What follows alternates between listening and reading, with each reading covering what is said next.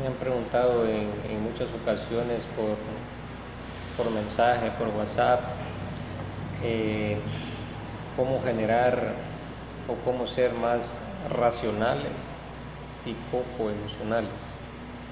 Eh, en nuestra vida estamos siempre expuestos a las emociones, entonces es muy difícil ser solo racionales y no dejarnos llevar por esas emociones. Lo que pasa es que tenemos ese temor siempre a encontrarnos con nosotros mismos, a explorarnos. Por ejemplo, en asesoría lo base principal, la base donde nos enfocamos primero es en los pensamientos. ¿Qué tipo de pensamientos tienes?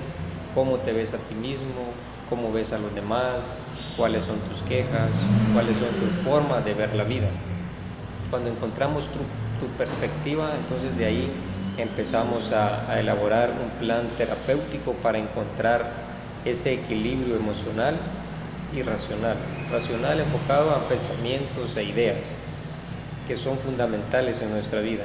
Todo pensamiento es más poderoso que un golpe, que una herida, que algo físico. Y te das cuenta cuando te exploras a ti mismo. Por ejemplo, le dices un pensamiento de motivación, de amabilidad a alguien, lo levantas, aunque esté desmotivado. Y eso lo vemos en asesoría cuando nos encontramos con personas desmotivadas, desilusionadas por vida, rupturas amorosas, y le decimos palabras fundamentales para despertar de ese sufrimiento, de ese dolor, y el ánimo se sube, la forma de ver la vida cambia, la perspectiva. Entonces los pensamientos tienen ese poder, son fuertes, son poderosos, como les digo, son todavía aún más fuertes que el concreto, que la madera, tienen esa dureza emocional fundamental. Entonces un pensamiento y una emoción van de la mano siempre. Lo que hay que gestionar es los pensamientos y las emociones. ¿Cómo enfocarnos a ser más racionales? Conociendo nuestras emociones. Pero a veces nos queremos ir solo en los pensamientos, cómo pienso, qué ideas tengo, y nos olvidamos de lo emocional. Y lo emocional, estamos en una era de la emoción. Nos venden algo por una emoción, compramos algo por una emoción, vamos al supermercado y vamos por determinado objeto y terminamos comprando muchos más. Entonces, ¿qué ha pasado ahí? ¿Somos racionales o emocionales? La respuesta es que somos más emocionales.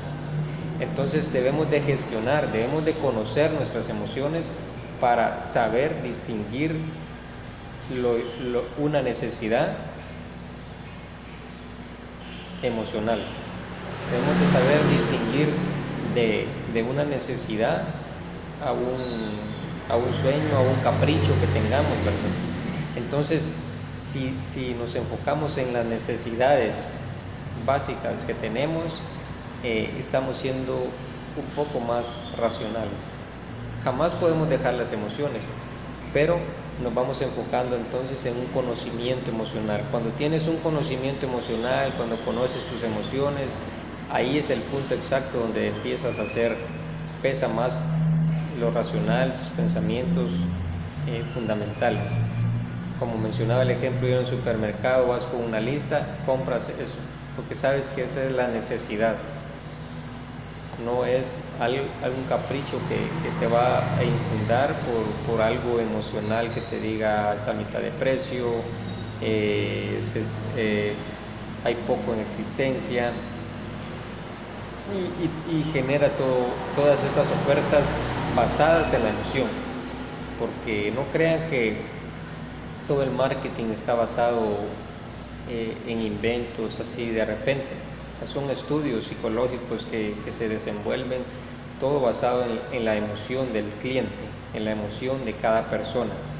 Entonces, por ejemplo, tú le das me gusta o le das me encanta a un determinado objeto en Facebook, te empieza a llegar publicidad.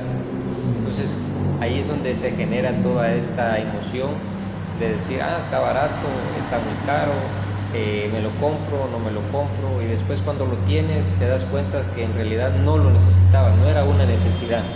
Entonces cuando trabajamos pensamientos y emociones nos damos cuenta de nuestras necesidades y cuando no es una necesidad.